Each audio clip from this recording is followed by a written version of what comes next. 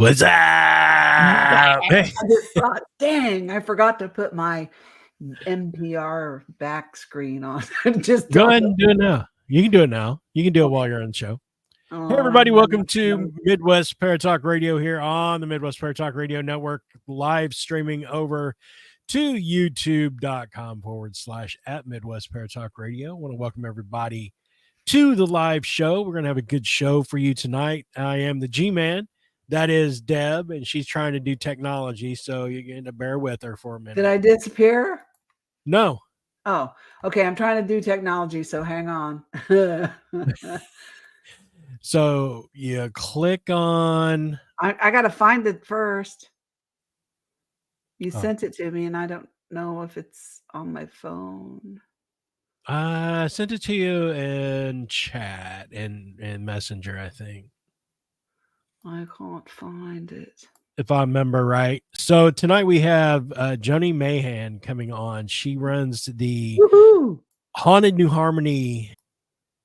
And she's an author, and she has quite the library of books that she has written dealing with paranormal stories and whatnot. So it'd be interesting to talk to her about that. She's going to be on with us here in the next couple of minutes, and it's going to be a good show. So yeah, you click on, did you find it? Yeah. So what do I do now? So then you go to banner.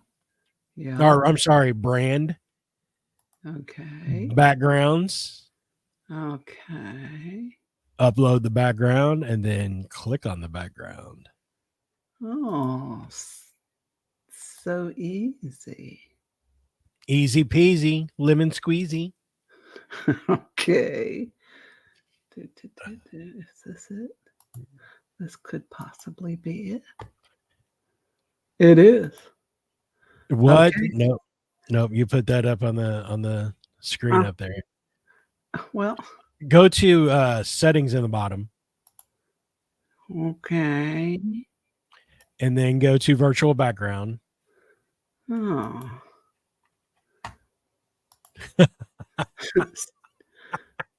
You told me the wrong thing. I might have. See how you do me? I'm. You'd think after years of doing this, I would know what I'm doing, but I still don't. It's still a hot mess. Oh, now it's in the bad spot. You know what? It's all down. Huh? It's down. We'll work on it. I'll get you all worked up.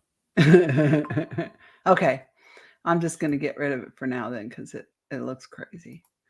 It does look crazy. You got a weird aura about you, Deb. What is that? Why is it doing that? I don't know. Because it's not a green screen, I guess. But anyway. Okay. Hey, Joni has joined us in the chat. And she's probably thinking, do I really want to do this? What is wrong with these people? What have I got myself into? Oh, my God. So let's go ahead and bring her on. Oh, yeah. Hey, Joni, welcome to the show. Thank you. Thanks for having me on.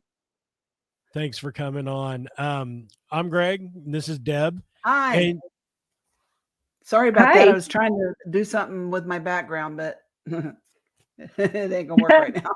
It was a neat effect. It made you look very angelic. So yeah, not a bad look. Your aura was showing. Yeah. Right. So, Deb and I were talking a little bit before the show, like you do when you do these things. And you're on our friends list on Facebook. And for me, I mean, we have mutual friends, and I'm sure that's how we connected. But it was really weird because when I started looking at guests and whatnot, and then you were at the Evansville Paracon, the HorrorCon, I thought, man, I got to get her on the show. So I looked for you, and then you popped up in my friends list, and I was like, holy crap. It was like, it was otherworldly. I'm like, okay, that's cool. Yeah, that's great. I'm glad it worked out. Right? Yeah, me too. So I tell you what, why don't you tell our listeners a little bit about yourself? I mean, I know that you run the New Harmony Ghost tour, and I know that you are an author, but I kind of want to touch on both bases right now. So let's just get a little bio from you for our listeners, and then we'll start in with all the questions. Okay, so I'm a paranormal investigator. I've got probably 20 years of experience, and I have written 24 paranormal books over the past probably 15 years. And one of those books was Haunted New Harmony. And I moved to this town 8 years ago and didn't realize how haunted the town was. And I'm a medium, so I'm able to feel the ghosts, and was just blown away after I moved here. And so I ended up going on to write Haunted New Harmony. And once I was finished, I thought I really enjoyed talking about those stories, and decided to try doing a ghost walk. And it was just me, I just set it up and put it out there, and people started showing up. And now we are in our 7th year, and there are 5 of us. So we've got quite a tour, quite a group. We have 3 separate ghost walks now. So, and I'm working on the 25th book, which is going to be released in September, which is going to be called New Harmony Ghost Stories. So it's an update on some of the hauntings that we've discovered since I wrote Haunted New Harmony. Nice. Now, for the haunts that are going on there, I mean, I wouldn't have thought like you. I mean, New Harmony being a haunted location, but what kind of like things do you have going on? Like, what could you expect to see if someone was to say book the tour and go through the tour with you? What are some of the things that you see? Well, New Harmony is a really old town. It was founded in 1814. It was the site of 2 former utopian societies, which is something you're not going to find anywhere else in the world.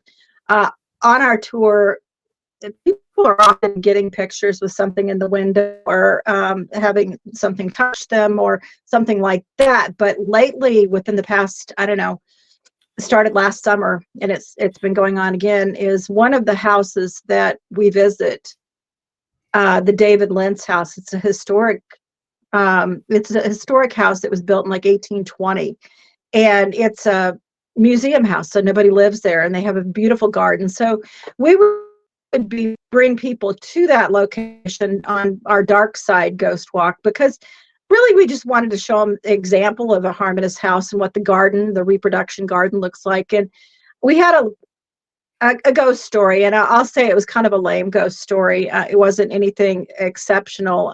The story was that there was a guy there painting the fence, and he happened to look up, and he saw a man dressed like an old-time German come rounding the corner, and he had lederhosen and pointy shoes, and just something you don't ever see in New Harmony. And so he put down his paintbrush, wanted to talk to the guy, and when he looked back up, the guy was gone. Well, I mean, it's an okay story. It's nothing special, but as I was telling it last summer, I think it was around May when this happened, one of the women in my group jumped and screamed, and I said, "What happened?" And she said, "The house just knocked right behind me." And so I walked over. My dog just came in the room. I walked over and I knock on the house, and the house went knock right back at me. And Oh, wow. As paranormal investigators, that's something we never see. I mean, you can say, "Well, you make a sound for us," and you may hear a faint tap somewhere, but it's never exactly what you see or what you do repeated right back at you. So Right. this went on for a good weekend, and then it just stopped abruptly. And all of a sudden, over the winter, people started contacting me and saying, local people from town, I was walking by the Lentz house and I heard a knock. And more people were telling me the knocking's back. And so we've been doing ghost walks for about 3 weeks now. And twice on the ghost walks, we've heard the knocks. Last week, we didn't hear it at all. So I feel like we're really due for it this weekend. So and it's crazy when it knocks, it's loud, and it's right there. It's crazy. So that's one of the things. Right. Now, do you are you a member of a paranormal group in the area, or are you just kind of an independent investigator? I have my own paranormal group, Haunted New Harmony. We also do public ghost hunts where we sell tickets and invite the public in. And we have a pretty pretty good team. Nice. It depends. I mean, I could have as many people as I wanted to, but pretty much our core group is 5 of us. So, and we do house walkthroughs, and we go and do fun investigations. Like Indiana State Sanatorium. We've been there a couple times. Waverly Hills, of course, and Right. I've got a bucket list that I want to get out and explore when I'm not doing my own ghost hunts. So, yeah. Right. Yeah. Yeah. And every investigator does. I mean, there's a couple of places that I think we're going to be able to get to with the group that I'm in this year that I probably have been thinking about for a long time. So that's always exciting.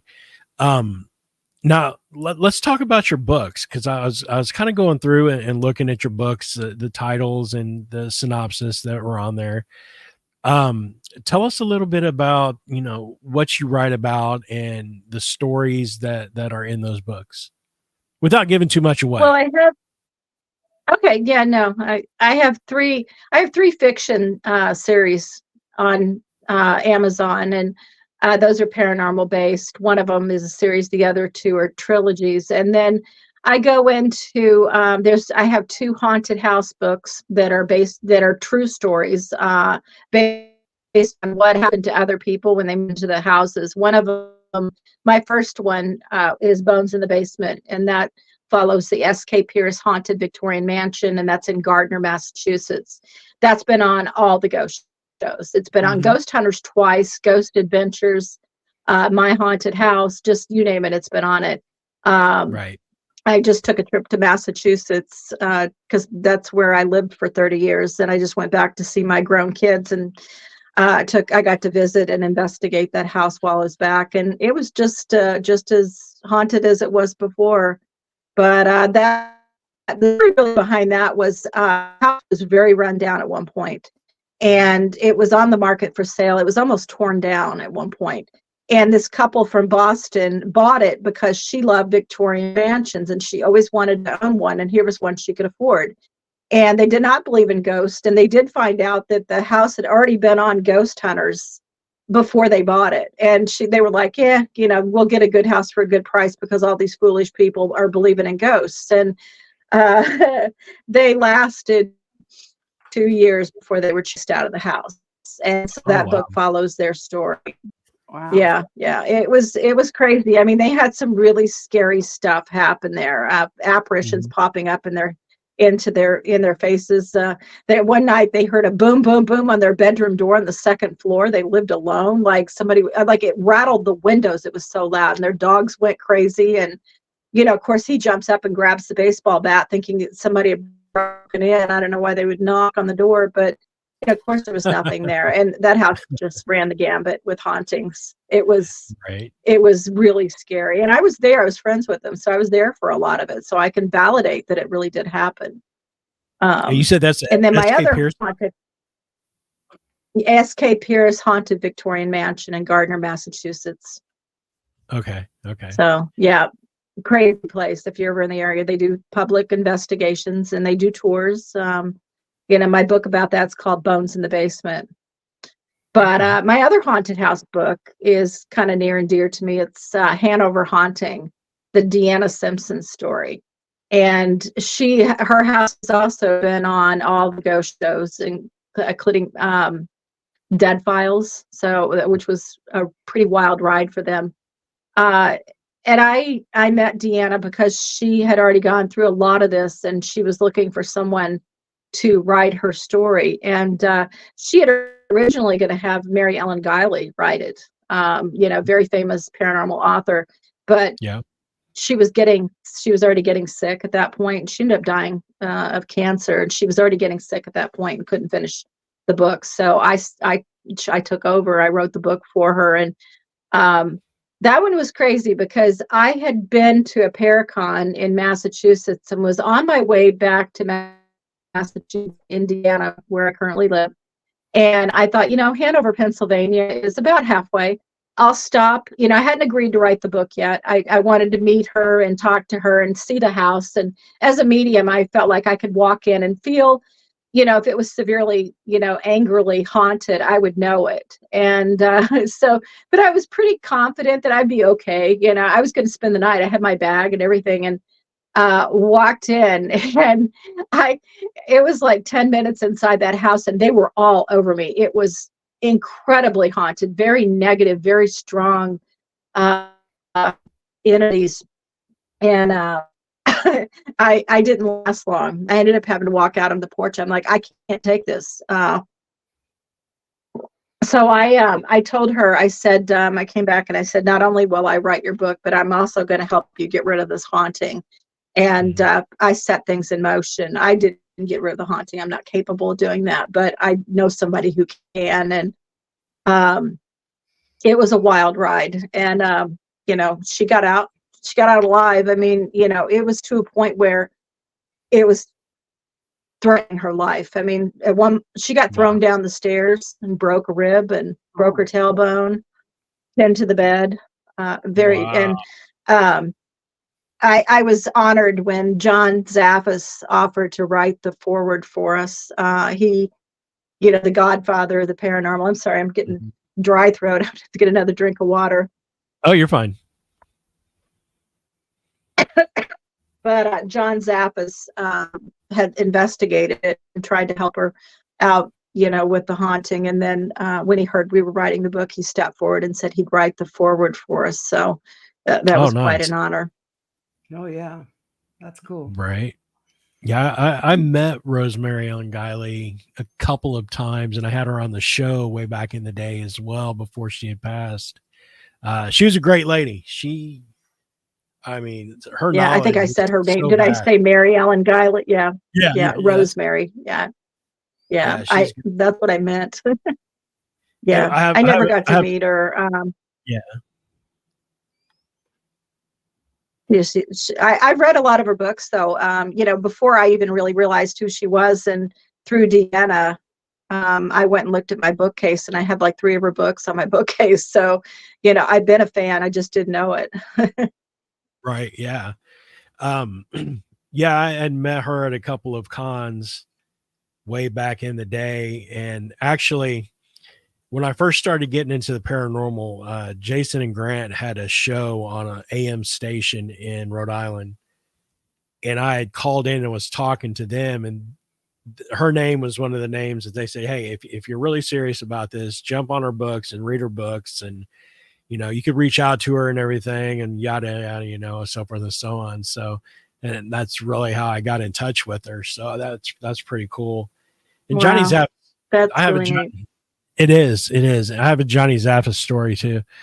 There was a Paracon in Danville, Indiana, at all places. Danville is probably, I don't know, quarter bit around. Blink and you pass it. And he was there, and he started packing his stuff up. And my kid at the time, Corey, was probably 11 or 12. And he's like, Dad, is that John Zaffis? I'm like, yeah, that's John Zaffis. He's like, oh man, I wonder if I can get a picture. I'm like, well, you can go on over and ask him. I'm sure, He went over there, and Johnny asked him, he's like, so what's your name? And really interested in paranormal? And he's like, yeah. And he's like, well, I'm packing up, but I tell you what, he opened up his cases again, pulled out a picture, and signed it for him.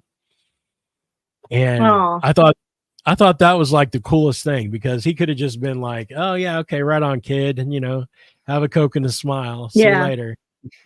But he took time out of the first time. Yeah. Well, he is a great guy. I consider him a friend. The first time I ever met him was at Salem Con. It was my very first Paracon. And I didn't know what to expect. I brought in like boxes of books. I didn't know if I was going to sell 2 or 400, so I brought in like, I don't know, way more books than I ever needed. And I had, it was at Hawthorne Hotel. And I borrowed one of the carts that they used to bring suitcases to rooms to get my books out. And as I got to the door, it was an automatic door, and it shut in the middle of the cart and knocked all my books off onto the floor. And there were all these people sitting around looking, watching. Nobody jumped. Nobody came to help me. John started coming through the door from the outside, and he saw me, and he was like, "Oh my goodness," and he stopped and helped me pick up my books. And of course, as soon as people saw John Zappa's picking up books, they were helping pick up books too. Right. And just left a really warm feeling. But I went on to I've helped. I published John Zaffis's last 3 books. So I do an author service where I format and upload books for self-published authors. And so to thank me, not this time, but the last summer when I was back in Massachusetts, he invited me over to his house and took me on a tour of his haunted museum. And we had a really nice lunch, and it was really nice hanging out with him and his 2 co-authors. So he's a great guy. I'd do anything for him, Oh yeah, for sure. It's funny. I was watching a video with him. They were doing an interview with him, and they were talking about the haunting in Connecticut, and how he was depicted as the Reverend in the movie, and the Reverend had cancer. And Johnny was like, "Man, I wish somebody would have told me. I never knew I had cancer." He was tripping. He was like, "Nah." Yeah, I know. There's a lot of cautionary tales about the haunting in Connecticut. I mean, Carmen Reed really didn't make any money from that. She sold her rights. I mean, it'd be like somebody approaching me on one of my books or something. I'd be all excited. But you got to really, do your research and find out what you're getting yourself into, because they can change the story. They can do whatever they want to, and you still use your story and your name, and then you can't use it. Right. So after I wrote Hanover Haunting, we were just sure that we were going to get approached by someone wanting to make some kind of documentary or film or something about her story, because it's so phenomenal. And he cautioned us. He said, before you do, he said, you talk to me, and we'll get you set up with some kind of lawyer that can look this over, make sure you're not making the same mistakes. So it's right. Very easy to get hoodwinked. Oh yeah, I mean, even with the parents, Andrea Perrin. Yeah. Oh yeah. Up and down. Yeah. That's not how any of that went. And no interviews and whatnot, and it was or Intruders. When Tracy Torme bought the rights to it, he took out an 18-month thing on it. He had 18 months to do something with it. And he did the miniseries, Intruders, the 3-part miniseries, and had the name and everything. So, but there was only 2 scenes in there that were even remotely recognizable from the book. Everything else was all Hollywood licensed. They changed everything, and they could, because that's what their contract said. I didn't have anything to do with finding them. So, but they do that.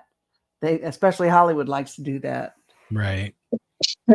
Yeah, I was on a haunting several years ago with Sam Baltrusis, who's a friend of mine. He's also a paranormal author. He's been on a lot of shows. But it was his story, but I was a part of it. And it was nice because they flew me into Massachusetts. I got to visit with my kids for free, and they flew me into, I got to go into Salem to film it. But the story, when they were finished, really, they had to take some liberties, because there's some stuff that just wouldn't work. But, just assure you that I would never go to Sam Baltrusis's house and bang on the door and say, "Let me in."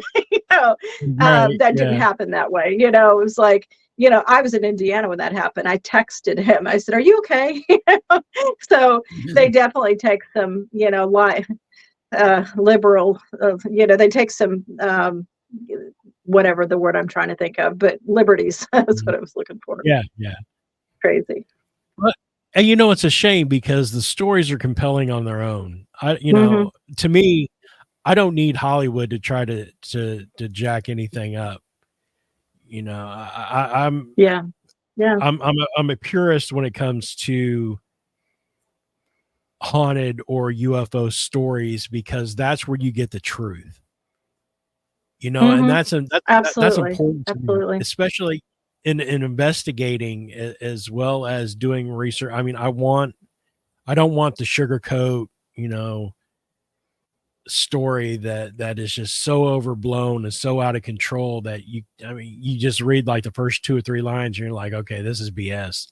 Well, You what know? bothers me about it is that all of my paranormal books, and I have quite a number of them about my own really horrible paranormal experiences, but people don't. I've had people comment on one of my haunted true stories, and they said this isn't that scary. And it's like, because they're so conditioned to the Hollywood version, or the Paranormal Witness version. If there's not a couch flying across the room, they don't believe the haunting. And it's like, you try living in this situation. You try feeling somebody Yeah. breathing down your neck and following you around and waking you up in the middle of the night, and then you see how scary it is. I really got angry because when they do stuff like that, they discredit everything true, and Yes. it makes it look like people don't trust what a haunting looks like. They'll have something happen to them and they're like, well, the couch didn't fly across the room, so I guess it's not haunted. But Right. because they endure things that they didn't have to. Right. Yeah. Yeah. And I hate the comparisons between, oh yeah, your story. Well, such and such a story was so much more scary because of this, that, Yeah. or the other. Oh, look. When Right. when they did, Right. when they Right. did And I'm sorry. Go ahead. no, I was just agreeing with you. I was agreeing with him. Oh, I was just going to say, when they did Travis Walton's Fire in the Sky, and I've known Travis for 25, 30 years, they took a lot of liberties with him, and he was not really happy with that version. But one of the reasons, Tracy Torme did that one as well as ours, and he said one of the reasons the aliens in Travis's movie looked like that was because the Hollywood producers didn't want them to look like he actually saw them, because they were too much like the ones I'd seen and the ones other people had reported. They wanted something different. And I'm like, guys, that's the whole point. Part of it is that we're all, seeing the same stuff. And then that whole scene with the rubber, where he was like encased in that rubber stuff and just like he was in like a vacuum seal. that never happened. Yeah.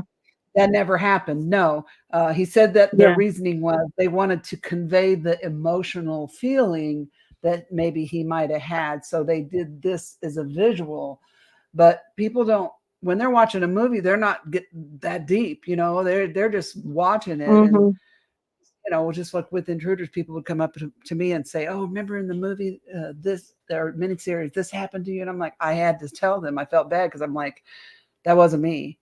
That was a Right. compilation of several cases they put together, but I didn't actually experience that, and then I felt bad because it had the intruder on, but I had no say in it. But yeah, but anyways, sorry. I'm on the UFO side. Greg and I, we do DMPR.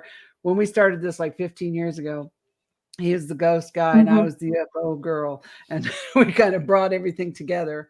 Then I got I involved believe in UFOs. I mean, I think anybody would be foolish not to believe in UFOs. I mean, there's got to be other life out there. I mean, it's ridiculous to think that, that there wouldn't be. and we're not the end all. I was investigator for MUFON for about 10 years in Indiana MUFON. Were so you really? I saw a lot of, Wow. Yeah, I saw a lot of nuts and bolts cases, and I did a lot of investigating cases. Indiana's quite a little hot spot for that sort of thing, especially up here. I've seen a couple of things here. I grew up here before I moved to Massachusetts, and my dad was a private pilot. And we lived out on 40 acres in Waitsville, Indiana, which is, a little bitty bump in the road town, but up on top of a hill. And he was out in his shop one night, and he came out and he saw something hovering over the house. It was silent, but he knew what the lights looked like for planes. I mean, he was a pilot. He knew this, and he said, it was not a plane, and the dogs were howling and going crazy. And so he watched it for a long while, and then he came in and got me and my stepmom, and we came out. And by this time, it was higher up in the sky, but I parked myself in the yard and watched it for the next, I don't know, 20 minutes, and it just stayed in one spot. And then all of a sudden, straight up like at an angle like that than anything could have gone. It didn't come down like a falling star, it went up. So so that was my first UFO experience. And we've seen some stuff here in New Harmony. One time we were up in the cemetery and we saw 3 lights almost flying in formation. And at first we thought they were, at first we saw one and we thought that somebody had turned loose one of those balloon, what are those called? The balloons with the candles in it. The Japanese Chinese lanterns. Yeah, Japanese lanterns. Yeah, we thought somebody had a thing and did that, and we were kind of condemning them for, potentially starting a forest fire. And then all of a sudden we realized there were 3 lights, and we watched them, and then they got to a point and then they split apart like the same thing. So yeah, I've seen stuff. Yeah. Wow. Yeah, and you know what? You'd be surprised at how many people who report UFOs also report having paranormal experiences. It seems as if it almost kind of goes hand in hand a lot of times. I don't know if it's the person experiencing it that's attracting the stuff, or if something happens to I don't know. Yeah, it's the chicken and the egg. Well, I even have a cryptid story, and I did not tell this for years because I thought, I'm already talking about ghosts. People are going to think I'm blue goose crazy if I start talking about Bigfoot. But I saw something when I was 8 years old out in the woods at my dad's house, same place we saw the UFO. And it was hopping sideways across a hill back in the woods. I used to go play in the woods by myself. I'm, very much a solitary child. And we made eye contact. It was like 7 feet tall. It was skinny though, like it hadn't eaten in a while, and it was the color of a Irish setter. It was kind of a red. It had like longish hair, and it was hopping sideways like an ape almost. And we made eye contact, and I stood there for a minute, and I just about peed my pants. I took off bolting out of the woods, and I probably would. It took me a long time. Nobody believed me because I was 8 years old. I was just an imaginative kid, which I was, but I knew what I saw. And so probably, oh my gosh, 20 years later, I used to follow, I was not into the paranormal yet, but I was following Troy Taylor's Ghost to the Prairie website. It was like one of the very first websites that really dealt with the paranormal, and I read everything on there, like I was glued to it. And I finally got the nerve up, and I emailed him and I said, I don't want you to use this for anything because I want to be anonymous, which is really funny because here I am on a podcast talking about it now, But I asked him, I told him what I saw, and he said, oh, absolutely. During, I forget what year it was, like, I don't know, I'll date myself, but it was sometime in the 70s. He said there were between 12 and 1,400 Bigfoot sightings in southern Indiana and southern Illinois. So, and I got to meet him last year. I went to their Paracon there in Alton, Illinois. Can't think of the name of the Paracon, but anyways, I met him and I told him, I said, I don't know if you know this, but you kind of modeled some of my career back then by, putting up a website and answering my email. And, of course he didn't remember me because he probably gets, 40 of those a day, but it was kind of a cool full circle moment. Yeah, my state section director back when I was on my MUFON days, Jerry Sievers, he had an interest in Bigfoot, and he lived down in Vincennes, around the Lucky Point area down there. And he had sightings down there around Vincennes and Lucky Point. And he had a plaster cast that he made from one of the sightings. And I'll never forget it because it was huge. I could get both my feet in it. It was so big. So really? Yeah. So I always think about that. I wish that I was only 8, so I didn't know about going out to look for footprints and stuff like that. Years later, I was like, oh, it would have been great if I could have gone back there. But of course, none of the adults believed me. So there was no, I didn't have anybody to assist me in this. And frankly, after seeing that, I was scared to go back to that same spot. Yeah. Like, in an 8-year-old's mind, you think it's waiting for me. I'm going to go back there. It's going to eat me all up, So it took me a long time before I even went back there. Of course, I was all eyes looking around, waiting for the Bigfoot to jump out and grab me. So, now I'm a little older. I, understand these things, he was probably just as afraid of me as I was of it, but crazy experience. Yeah.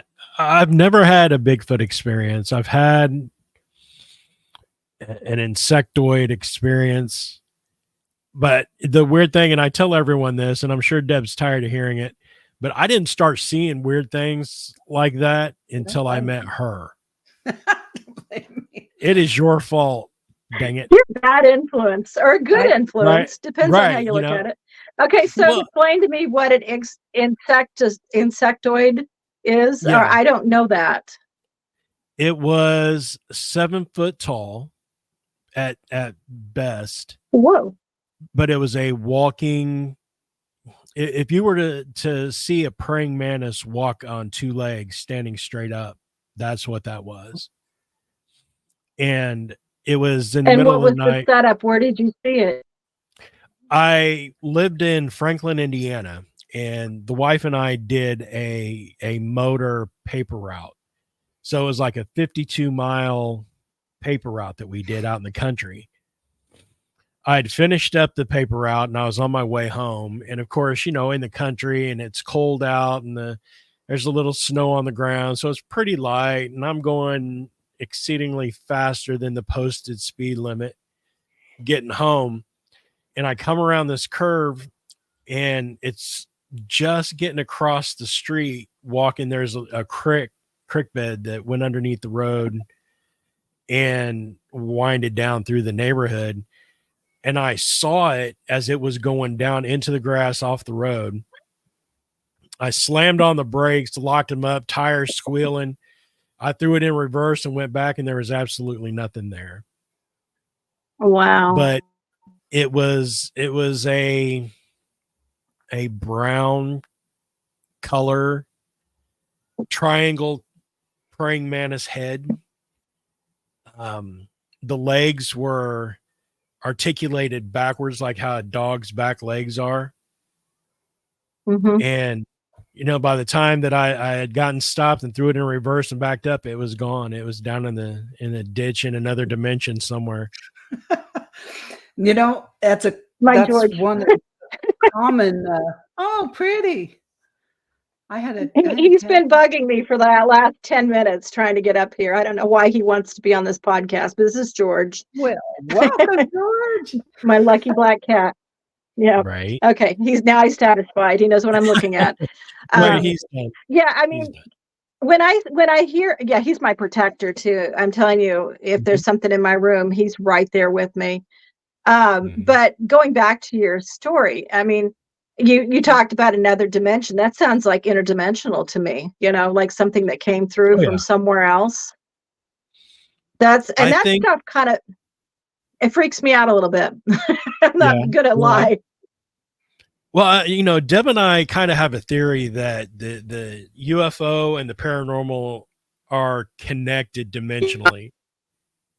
So I think Bigfoot, I think creatures like whatever it is that I saw, weird things are dimensional. I don't think that, they all came here, and even aliens, they didn't all come here on a ship and land here on this planet and then started interacting.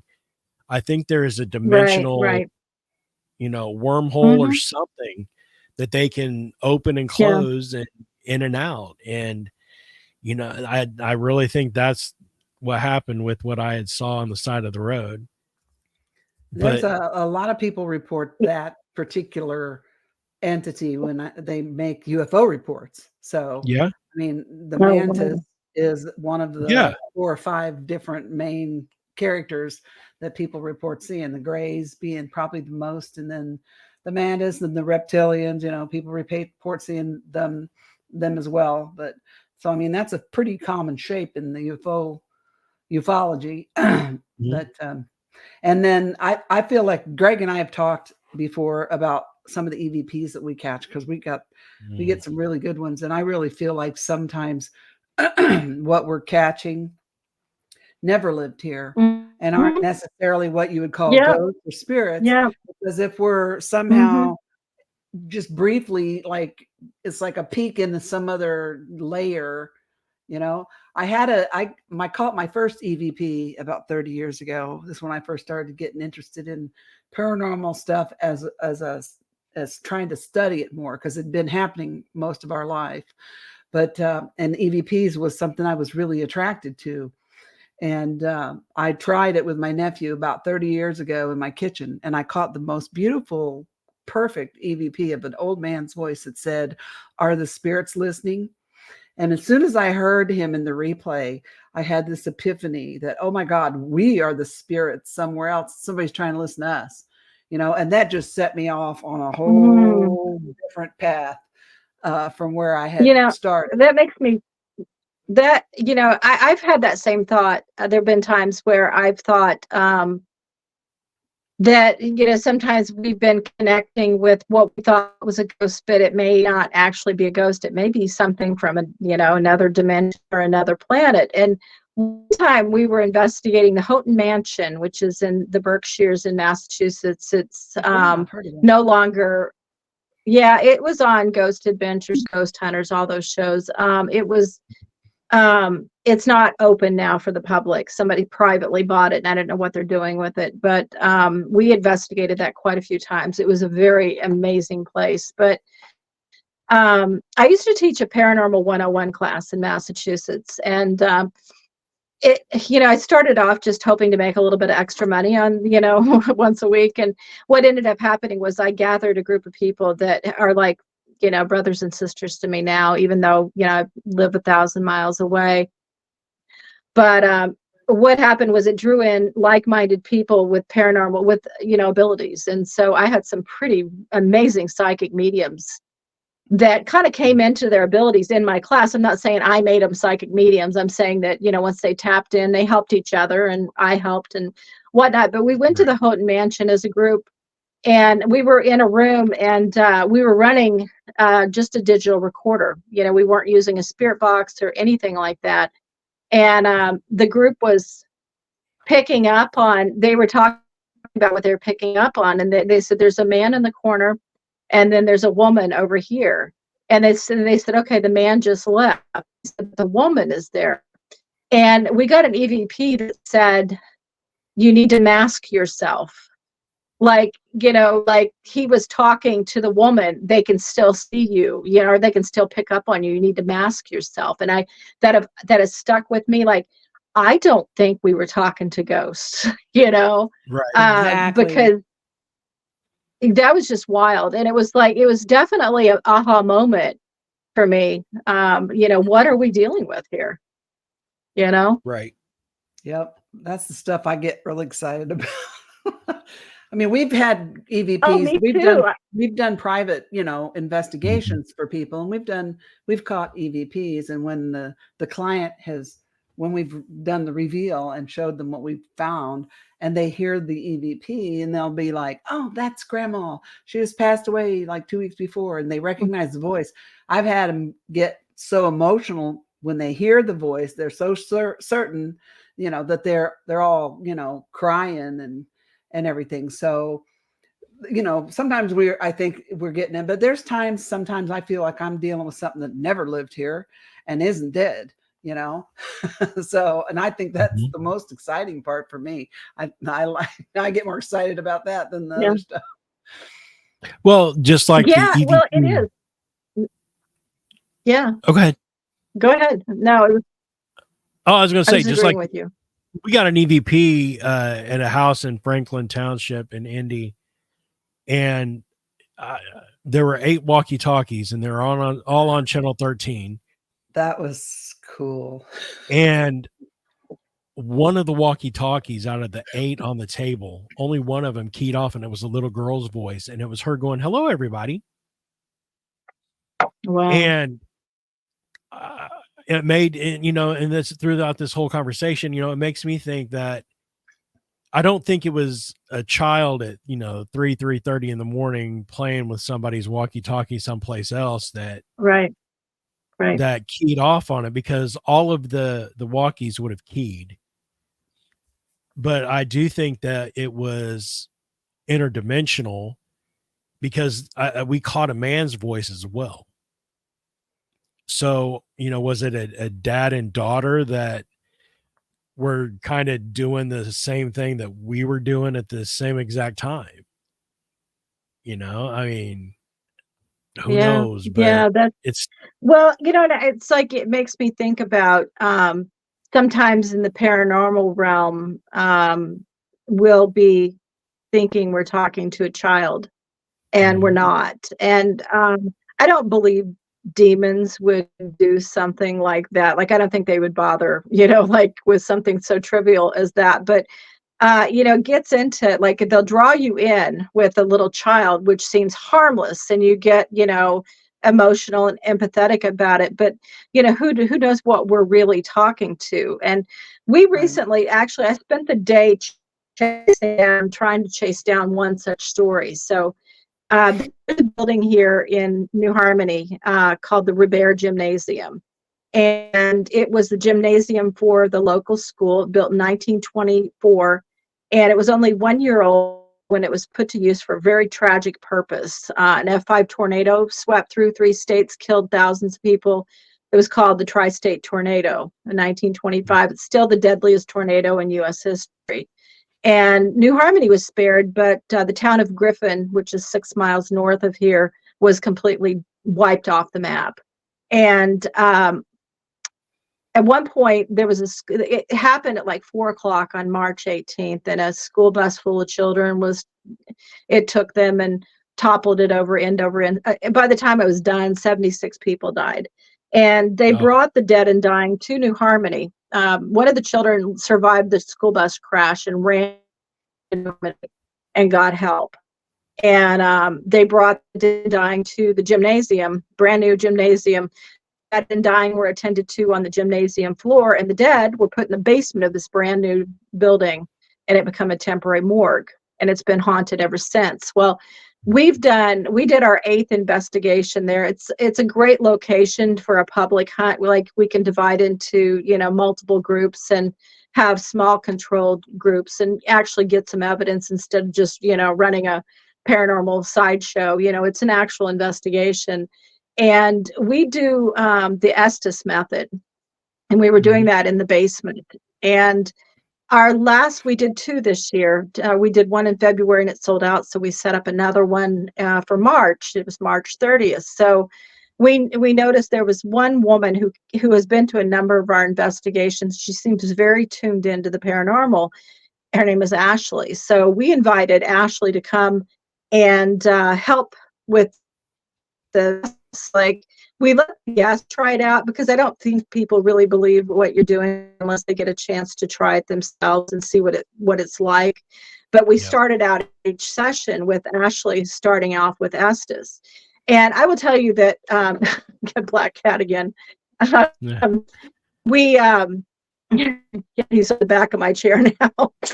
But we are always skeptical. Like, we've been around people that have done things that we're pretty sure are being faked. And we actually, it was so amazing. We turned the volume all the way up, so there's no way she can hear the questions. We put a blindfold on her so she can't see anybody talking or see mouths moving or anything. And then we hook her up to the spirit box, and she says what she hears. And the group will ask questions. And she was answering the questions as though she was hearing what they were saying. She was tapping into a little girl named Anna, who was 6 years old. She said she died in the school bus, and or she died, during the tornado when she was on the school bus, and just all kinds of details about her life. She had a little brother and whatnot. So we've been trying to track down the names of the tornado victims for a long time. And I remember there being, I live 6 miles from Griffin. So my friend Tracy and I, who does my haunted New Harmony tours with me, we took a drive there today and we found that sign. And then we also went to the cemetery and walked around and looked at all the graves. And there was no Anna. There was no 6-year-old Anna. So we thought, well, maybe she was buried in New Harmony. So we went through, find a grave, and there was no 6-year-old Anna. So there's no history of this child that the psychic medium was tapping into. So is it miscommunication? Is it deliberate? Is it something else, pretending to be a 6-year-old to get us interested? I don't know the answer, but I'm like very intrigued by the whole thing. Oh yeah. And it's hard to pinpoint one way or the other. I mean, it just could our EVP have been something other than a little girl? Yeah, I mean, 100%. Could EVPs that we take and capture on investigations that we've been on be something a little less nicer than what it really is? Yeah, 100% too. Mm-hmm. I mean, you never really know. I think that's, you don't know. You just don't know. And that's why it's intriguing. I think that's one of the aspects of it. It's an unsolved mystery. And I want to know. I got to know. Inquiring minds want to know. Right. And I have a hard time, I have a hard time with the word demon. I really do. Yeah. I've been investigating for over 20 years. I've been fortunate enough that, you can look at it like this. I've been fortunate enough to never have crossed anything like that. Or the stories that are being told to us and the pre-investigations from the homeowners. Oh my gosh. Yeah. Oh, it's a demon. Yeah. Yeah, they're wishful thinking that they've got something like that. I don't know if it's because they want to be famous. Well, even when we went to Bobby Mackey's and we heard all those stories about Bobby Mackey's. So and the guys on TV, Bobby Mackey's is full of demons. Portal to hell. I walked in there. I didn't feel nothing until I went to the bathroom and felt like somebody was watching me, ogling me while I went to the bathroom.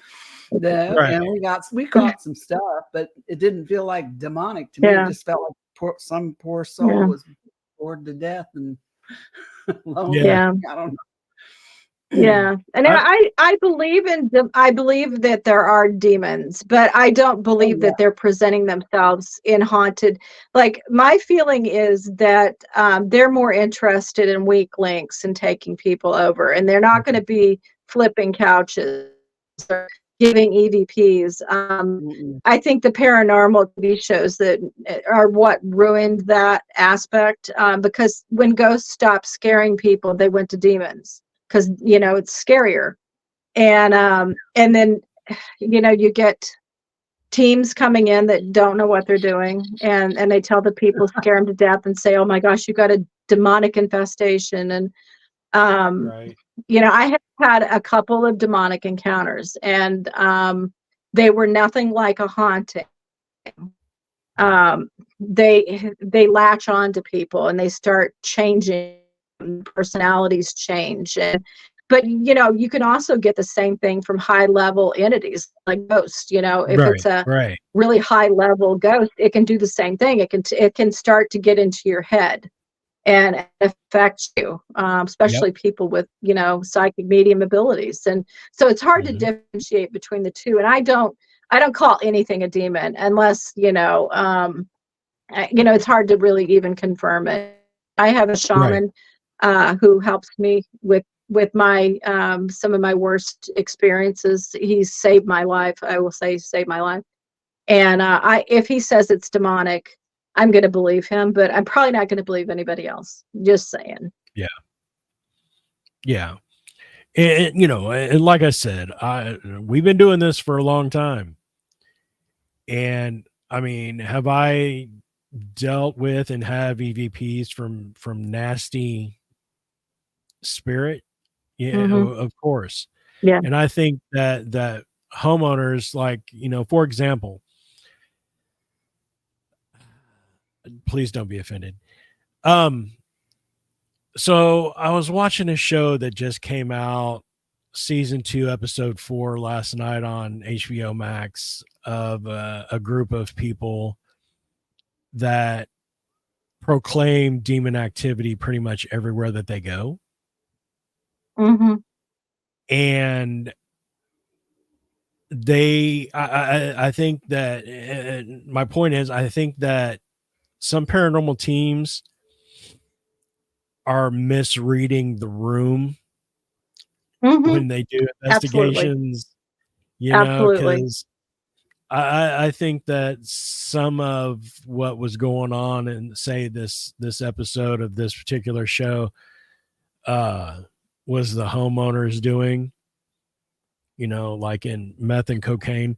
But I mean, Yeah. they didn't have a whole lot of paranormal activity that would lead me to believe that, she's being molested by a demon, but I think Mm. that's it goes back to the point I think I made earlier, where I think paranormal victims and paranormal investigators are all pushing that demon level haunt, either to get the notoriety or try to get a TV show, and Yeah. I Oh, just, yeah. No, I agree with you. And it's really terrible too, though, because what they're doing is they're really scaring homeowners, and they're Exactly. misrepresenting, and then they're yes, also misrepresenting the paranormal arena for other people. So, now other people think, oh my God, maybe it's a demon, because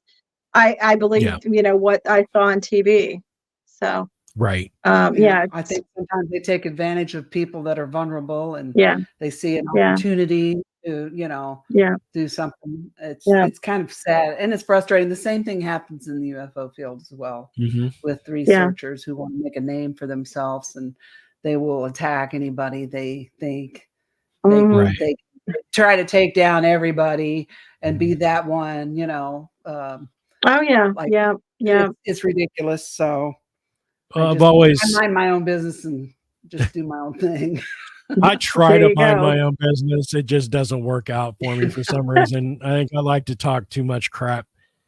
But I mean, I finally, and I've been like this for a long time, and I took about 10 years kind of stepping away from the podcasts and the paranormal a little bit, because I've gotten to the point where it's not my job to prove to you that there are ghosts. That's not what Yeah, I'm doing yeah. as an investigator. My job is to collect the data and present to you what my findings are, and then you take it home and do what you want with it. And I think one of the things with the, going with the TV shows, even with the ufology, is that somebody's Hmm. always trying to make a name for themselves. Mhm. It Yeah, just, let's just be truthful and deal with what we find instead of trying to make people believe what we found. Hi, Joni. This is the first absolutely. time I've gotten a chance to speak to you, and I'm curious to know. I know you've said you've done this for a long time, been in the field for a long, long time. I wonder if you have a particular case that you did over the years that sticks with you, that stands out in your mind. Like, I don't want, if your favorite maybe, or, you know, I've got a couple of favorites. Yeah, gosh, I don't know. I've done so many. I think there was one that I put in my book, Ruin of Souls, which is my book about Michael Robichaud, the shaman who has helped me a lot. And I had one of my students, well, a guy started coming to my paranormal 101 class. I have so many stories, like, and now I'm starting to think there's a bunch of them, but he started coming to my paranormal 101 classes. And the reason was because he was sensitive to it. He could feel them. And he said, we have had some paranormal experiences in our house that we rent from my mother, that it's getting really scary. And it was just like things were, this has been a number of years ago, so I don't remember all the details, but it was enough that it was provoking that we went in, and uh, we went in to do a walkthrough. And as a sensitive or as a medium, I hear tones. I'm clairaudient, so I hear like it's like a static sound. Sometimes it's an ear ring, but it's my gateway. When I tune into that, then I can start pulling more information. And when it's a really severe case, I just feel I get that fight or flight like instinct. And I walked into that house, and it was like instantly I needed to get out of there. And I've had so many bad experiences. I used to be the brave one that was the first one in the dark room, but start following you home and hovering over your bed, you kind of stop doing that. And I just we kind of retreated. Like I retreated. Some of the team stayed, but I was like, yeah, I can't be involved in this. And it ended up being a really nasty haunting. And there was one negative high-powered male that was holding a bunch of others there, and that was, I don't know, that was just really crazy. Michael ended up cleansing the house, and it ended up okay, but I just remember the feeling when I walked in there. It was like walking into a den of lions with like dead chickens tied around your neck. You just knew you were going to die if you stayed there much longer. And so I think I've learned my boundaries in the paranormal world. There's things that I'm not going to handle, and it's above my pay grade. I'll go in and investigate, and I'll tell you what's haunting your house, but I'm not going to be the one that sacrifices myself for the sake of a good story. Yeah. Do you feel more vulnerable as a medium when you go into investigate like absolutely. that? Yeah, absolutely. There can be a room full of, I mean, it's twofold. One, it's good because, I mean, if you look at my SoundCloud account, I have like, I don't know, 600 or 700 EVPs on there. They talk to me. They feel comfortable. They can read my energy, and they know that I'm genuine. I'm not trying to hurt them. I just want to talk with them. I don't want to, manipulate them or anything. But I think if you're in a room and there's one psychic medium and the rest are just normal people, they're flocked to the one that can feel them because they have a better chance of communicating. And I know we've noticed if we divide into groups, if there's a psychic medium in the building, the rest of us are SOL on getting any kind of evidence because they're going to be following that group, So yeah, I'm very vulnerable as a medium. They follow me home. I'm a ghost magnet. That's another one of my books. It's called Ghost Magnet because it was to the point where it was daily. I didn't even have to leave the house. Like they were finding me even at home. I used to co-host a podcast, and I finally had to stop because they were finding me through the guests. Like, they don't need to be in person to find you. They can, they go through the ethereal links or whatever. They find you. And I was having, every time we finish a podcast, I'm like, oh, great, I got a new ghost in my house. Sounds familiar to the story we just heard from the guest. And after about a year of it, I'm like, I can't do this. I need to, so there came a point where I quit trying to be out there like there was a point in time where I was attending all the Paracons. I was on all the podcasts. I was out there in the thick of things. And one, I saw how people were climbing and clawing and stabbing each other in the back trying to get famous, and I didn't want any part of that. I just wanted people to read my books. That was all I wanted. But I just started kind of hunkering down. I said, you know what, I'm just going to do my own thing here in New Harmony. I'm going to run my ghost walks, and we're going to do our investigations, and I'm not going to worry about what everybody else is doing. And I watch them, from afar, and I'm sure you guys do too. They're always fighting. Like there's always some kind of big, people hate each other. Yeah. And I'm like, ugh, be gone with you. I have no time for that. I backed out. Yeah, I backed away from all that because I didn't want to be a part of it. But I don't know. That's I just want to. I feel like you're like me. I just want to do what I love to do, and maybe if I help somebody along the way, then I did a good. Yeah. So. Yeah. No. And I'm curious. I mean, I will, admit I want to know more. I want to learn more. Yeah. And if if you have a question about, like for New Harmony, it's very well documented, historical town, but there's things we don't know. And if you want to know the true story, why not go right to the source? And so we turn these investigations into more like archaeological digs. Like, we're trying to just uncover, the truth of what happened. And we have gotten answers, it's been interesting. Nice. All right. So we're coming up and past the top of the hour. It's been a pleasure. Joni, tell everyone where they can find you. Well, all my books are on Amazon.com, and I do have a website. It's JoniMayhan.com. It's also my HauntedNewHarmony.com website. If you want to take a ghost walker investigation with me, you can put me on the same spot. I am on Instagram, Facebook, TikTok. Although if you find me on Facebook, you'll just see a lot of cat videos. But I do post some paranormal stuff. So that's me. That's where you can find me. Thank you for having me on. Thank you for being on. I'm glad that we got to connect. So yeah, guys, go out and check Joni on her website, JoniMayhan.com. And Joni, thank you. And we will talk to you soon. It was great to meet you. Thank you. All right. Nice to meet you as well. All right. Bye-bye. All right, you guys. That was Joni Mayhan. And it was cool to have her on. She had some good stuff. Interesting. She's got a lot of interesting stories and a lot of experience, and I love that kind of stuff. Right, you guys for another couple hours, but yeah, right. Yeah, you guys have to pee. So that's what happens when we get old, Deb. Yeah, I know. But go out and check her website. She's got plenty of books out there on the website. And she said she got a new one coming up in September. And go out to the New Harmony if you're in the area and do the ghost walks with her. That sounds like fun. They had ghost walks in Irvington that I've gone on a couple of I remember those. At Halloween time. And I love that. They still do it, I think. Yeah. Those are fun and informative.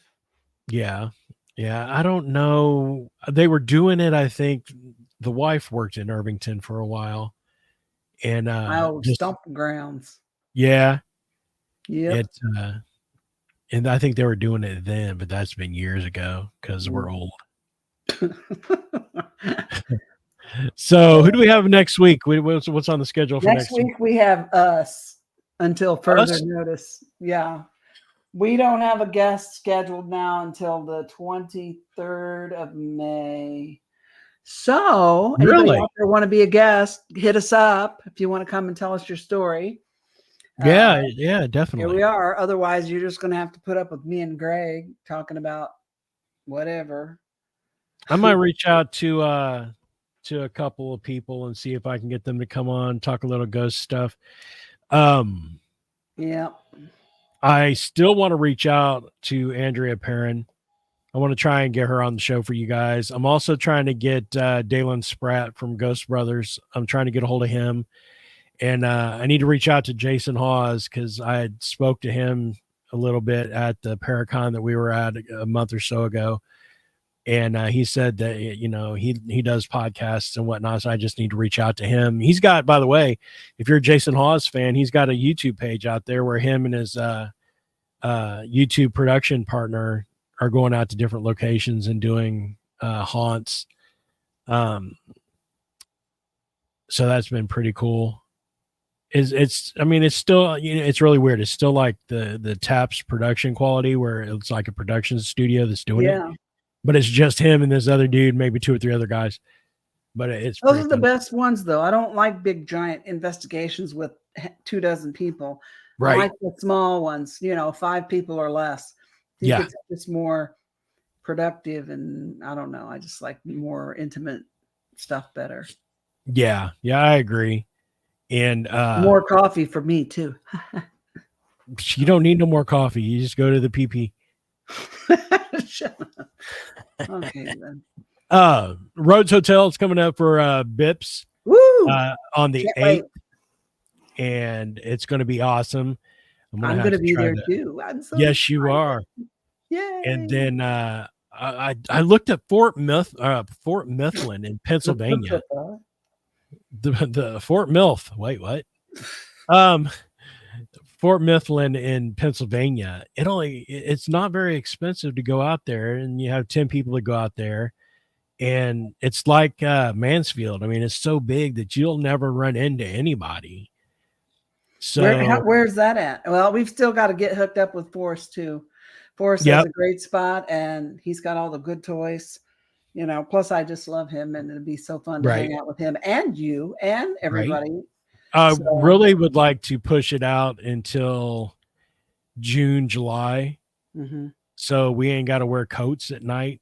Right. That sounds good. I don't like wearing coats at any time. Yeah, I'm not talking to, I'm not trying to be out in the middle of the night freezing my cojones off because we're trying to catch some ghost stuff.